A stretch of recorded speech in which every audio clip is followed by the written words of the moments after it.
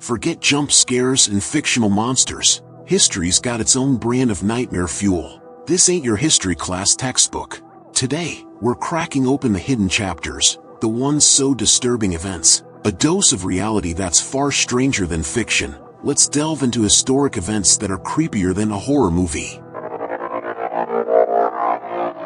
Horror history. Imagine this. You're floating weightless, gazing out at the inky blackness of space. You've achieved a lifelong dream, becoming China's first astronaut. But then, a sound pierces the silence, a knock. Not a gentle tap, but a sound like someone hammering an iron bucket against the outside of your spacecraft. Creepy, right? This is exactly what happened to Liwei in 2003. He heard a mysterious knocking during his historic mission. Talk about a plot twist for your first space adventure. Theories about the sound flew faster than a rocket. Maybe it was friendly aliens welcoming Liwei to the galactic neighborhood, but scientists quickly put that idea to rest. Liwei searched his capsule for any sign of the source, but found nothing amiss. Adding to the mystery, recreating the sound back on Earth proved impossible. Here's where things get interesting. Since sound needs air to travel, the leading theory points to the extreme environment of space itself. The spacecraft, exposed to the cold vacuum, might have undergone tiny contractions in its metallic shell. These contractions could have caused the knocking sounds Liwei heard. This theory gained weight when other astronauts reported similar sounds in later missions. It seems the cold grip of space might be the culprit, not little green men. So, the truth might be out there, but in this case, it's likely just the result of thermal changes. Not quite as exciting as aliens, but still a fascinating example of how space can throw some curveballs at even the most prepared astronauts. We've all seen it in movies. A deadly virus turns people into mindless, flesh-eating monsters. But for those living through the Black Plague in 14th century England, it wasn't fiction, it was a horrifying reality. London, a growing metropolis, was especially vulnerable. The city took drastic measures to contain the outbreak. Imagine this: families with infected members were locked inside their own houses, marked with a red cross as a grim warning. Guards patrolled quarantine zones, stopping anyone from entering or leaving, even those trying to help their loved ones. Just like in a George Romero zombie flick, things went bad quickly. Desperate families trapped with the infected turned on the guards. Imagine lowering a noose through a window and strangling a guard for a chance to escape. People hid the bodies of murdered guards under blankets to fool plague carts into taking them away. When entire streets were locked down, the living turned on the guards. In one chilling instance, a crazed victim even made explosives. Even escaping London wasn't a solution. Fleeing refugees with the plague were turned away from villages, pelted with stones and worse. Some villages let the sick in, only to rob them of their meager belongings. The Black Plague wasn't just about a deadly virus. It exposed the dark side of human behavior, fear, desperation, and violence. While not exactly flesh-eating zombies, the situation in London during the Black Death was a terrifying glimpse into the potential for breakdown when society grapples with a deadly and uncontrollable threat. Waterloo. The name conjures images of Napoleon's defeat, not exactly the foundation of a thriving garden. But believe it or not, the aftermath of this epic clash in 1815 became an unexpected source of fertilizer for English crops. Just a year after the battle, the gruesome task of clearing the battlefield began. Companies scoured the land, collecting a staggering amount of human and horse bones, over 1 million bushels according to reports. These fallen soldiers, French and Allied alike, faced a second, unexpected defeat. This wasn't an isolated incident. Apparently, Napoleon's battlefields seemed to have a dual purpose: domination and bone meal production. Leipzig and Austerlitz met the same fate. Newspapers at the time reported that the marrow from these pulverized bones held a surprising benefit. The oil extracted from it rivaled almost any other substance as a fertilizer additive. Gruesome, yes, but effective. With a morbid sense of humor, some newspapers even referred to these fallen soldiers as a most valuable article of commerce. Talk about a dark twist on recycling. The final resting place for these pulverized warriors wasn't a cemetery, but factories in Doncaster, a major agricultural center in England. Here, the bone meal was transformed into fertilizer and sold to farmers across the country. Imagine this, a generation of Europeans unknowingly consuming food grown with the help of the very soldiers who once walked the earth. It's a chilling reminder of the unexpected ways history can unfold.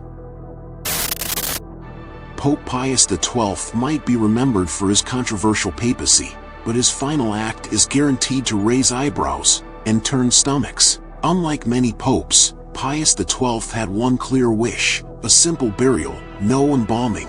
Unfortunately, his final request went up in flames. Well, not literally, but you get the idea. Pius XII's personal physician, Dr. Galeazzi Lisi, was more of a friend of the Pope than a qualified medical professional.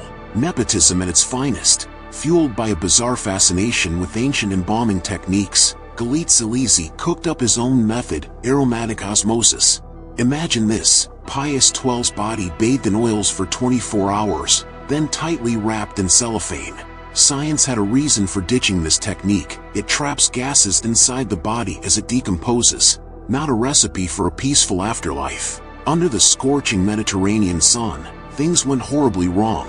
As the body was carried in procession, the built-up pressure from decomposing organs caused a truly explosive situation. Pius XII's body burst open. Gruesome, yes, but undeniably unforgettable. The aftermath was a disaster. Galeazzi Lisi attempted a hasty re-embalming, but the damage was done. Pius XII's body was discolored, missing appendages, and emitted a stench powerful enough to faint the Swiss guard. Public viewing proceeded with mourners staring at an emerald green corpse. This embalming fiasco not only tarnished Pius XII's legacy, but also led to Dr. Galeazzi Lisi becoming the only person ever banished from Vatican City. Talk about a way to get your name in the history books, although maybe not the way you'd hope. Long before Frankenstein's monster shocked us on the big screen, there was Dr. William Thornton and his outlandish proposal for a founding father, Martha Washington.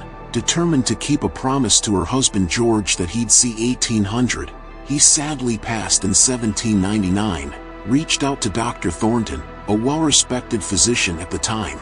George Washington wasn't just any patient. He had a deep-seated fear of being buried alive, fueled by horror stories of scratched coffin interiors.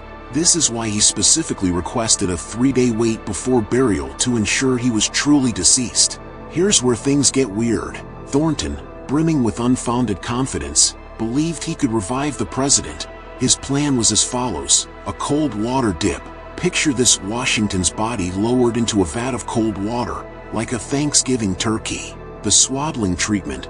Next came a swaddling of blankets to bring the president's temperature back up. Breathing for dummies. Thornton would then manually pump air into Washington's lungs to kickstart his breathing. Sheep's blood transfusion. The grand finale?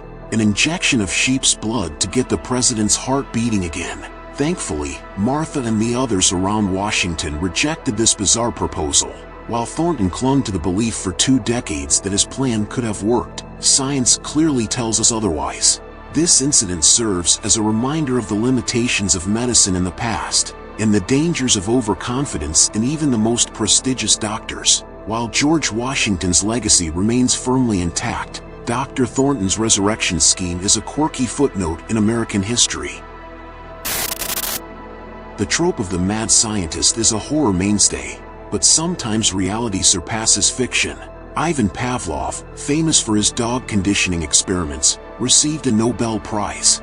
However, his student, Nikolai Krasnogorsky, took things a horrifying step further, blurring the lines between science and torture. Pavlov conditioned dogs to drool at the sound of a bell. Krasnogorsky, however, targeted a far more vulnerable population: orphans. Imagine this: helpless children, easily manipulated, became Krasnogorsky's subjects. Ethical concerns? Not a priority for Krasnogorsky. These children were strapped down with leather and metal contraptions, their mouths forced open. Devices measured their saliva response as food, both delicious and disgusting, was presented. An electric shock to the wrist became the conditioned stimulus. While Krasnogorsky's methods were barbaric, his research did contribute to our understanding of human conditioning. His results showed humans were less susceptible to minor changes in stimuli compared to Pavlov's dogs. However, this knowledge came at a terrible price. The groundwork laid by Krasnogorsky's experiments is used in modern cognitive behavioral therapy, but the cost was immense. These orphan children suffered through a scientist's twisted experiment, raising serious questions about scientific ethics. Alright friends, that's all for today's exploration of the creepier side of history. If you enjoyed this video, don't forget to hit that like button and subscribe so you never miss a nightmare. I mean, a new upload. Which historic events give you chills? And which ones do you think would be more terrifying to witness or experience? Comment down below. And if you know of any other historic events that deserve a spot on this list, leave a comment down below. For more bone-chilling experience, check out my other videos.